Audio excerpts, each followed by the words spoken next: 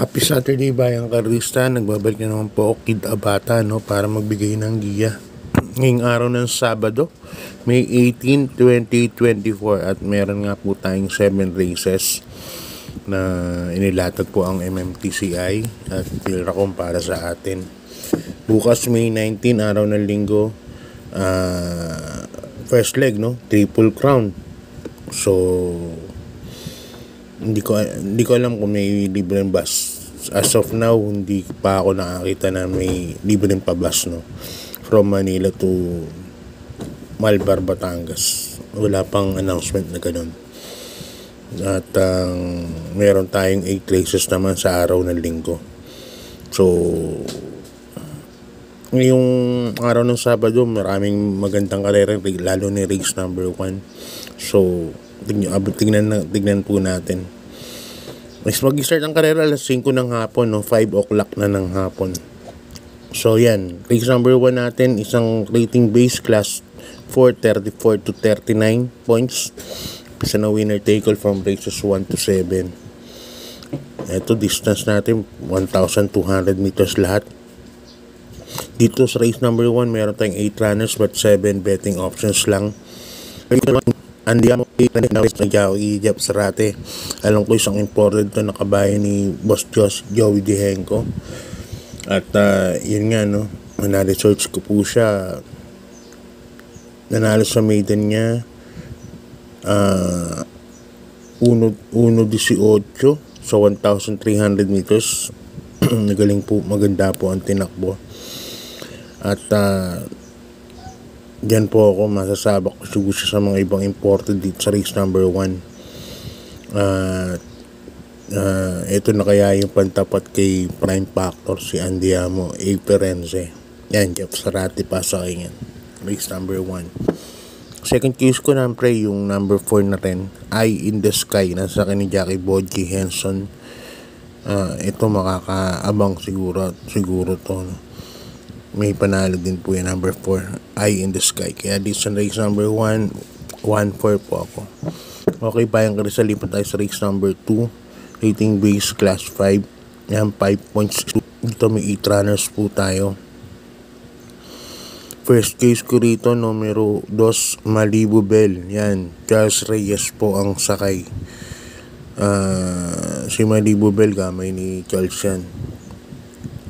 Mabilis niya maisalida yan, tapos nababalik niya pa yung remate. So yan ako, number 2, Malibu Bell. Tinalo niyan dati sila Snow White, noong time na sinakyan niya yan. Kaya natingin ko malaki po ang panalo niyan para sa race number 2. Second case ko na rin, number 3, Axis Deviation. Yan, napunta na ng grupo 5, mababang grupo. Jeff Real Tagulaw Sarate.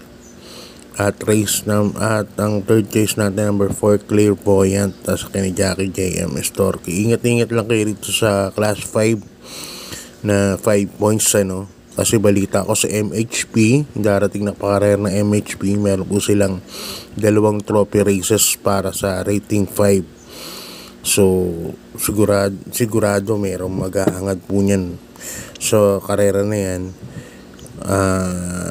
Baka hindi muna po nila ilaban para makasali sila sa rating 5 na yun. Parang special race ng MHP, 2 group po yun. Hindi ko alam kung yung isa placer, yung isa non-placers. Hindi ko pa nakita yung detalye. Nakita ko lang sa ni Boss Mobs.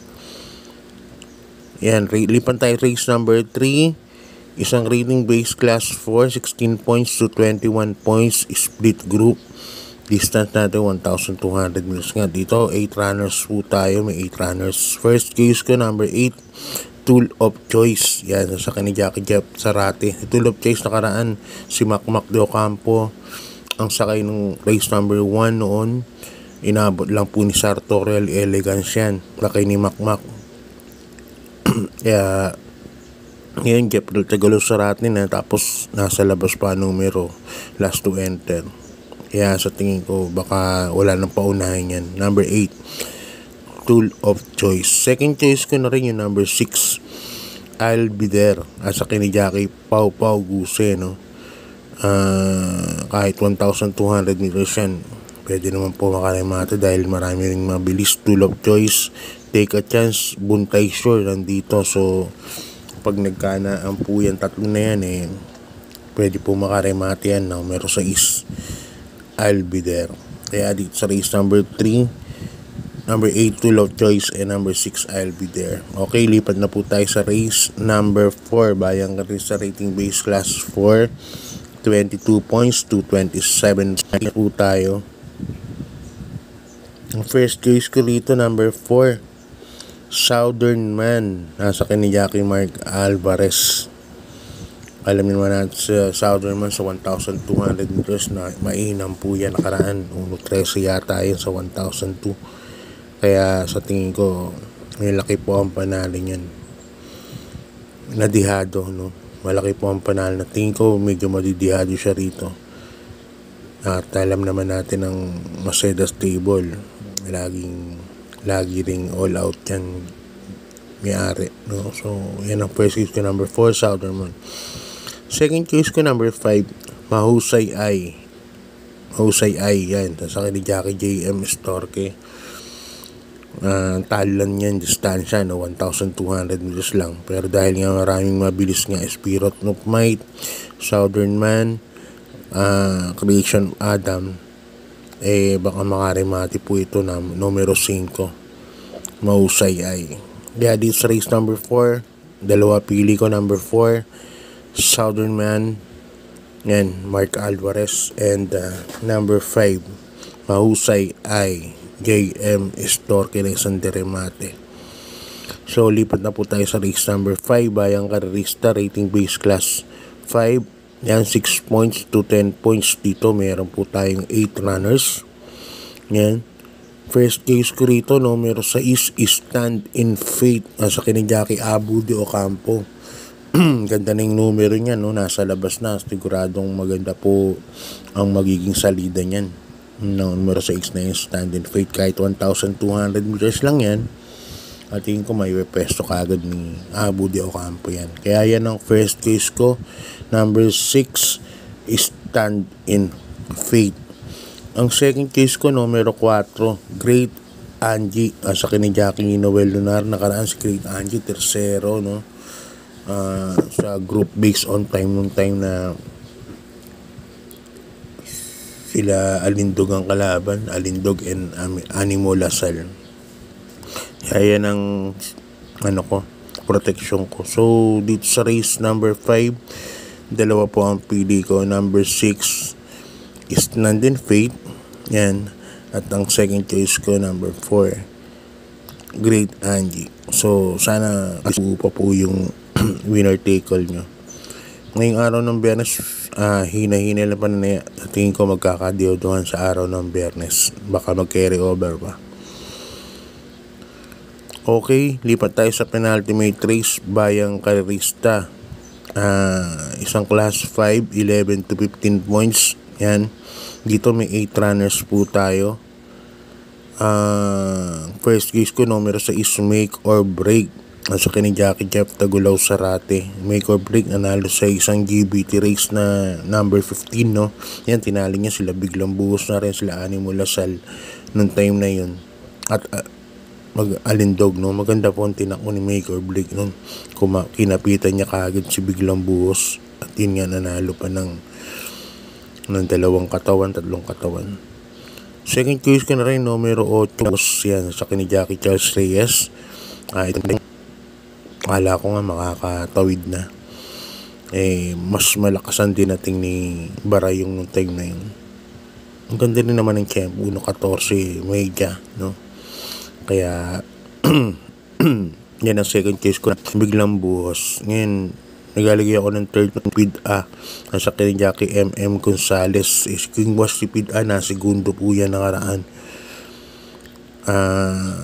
Sa tingin ko may panalo din po yan. Kaya dito sa penultimate race, 6-8-3 ako, Make or Break, Biglang Buhos, and King was Tipid A.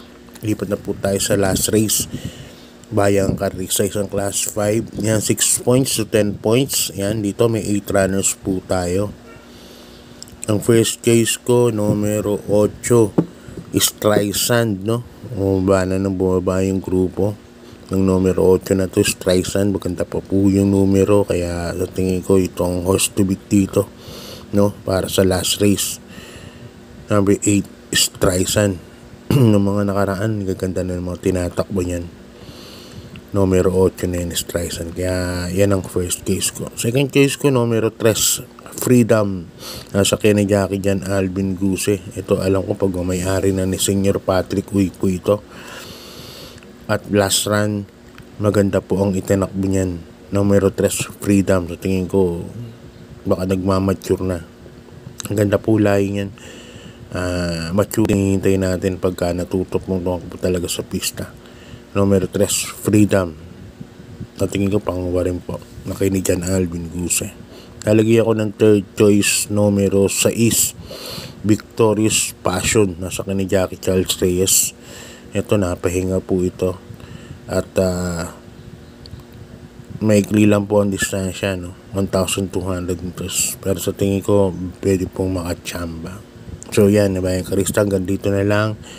Maraming salamat po sa suporta nyo. Good luck po. Ngayong araw ng Biyernes, ulitin ko, hinay-hinay lang po. Natingin ko magkakadiaduhan. At sana makatama tayo ng mga, kahit ng mga DT1, Big 5. Mas maganda kung take all, pero sa tingin ko talagang hirap po ng karera ngayong araw ng Biyernes. So, God bless po, good luck, at maraming salamat po.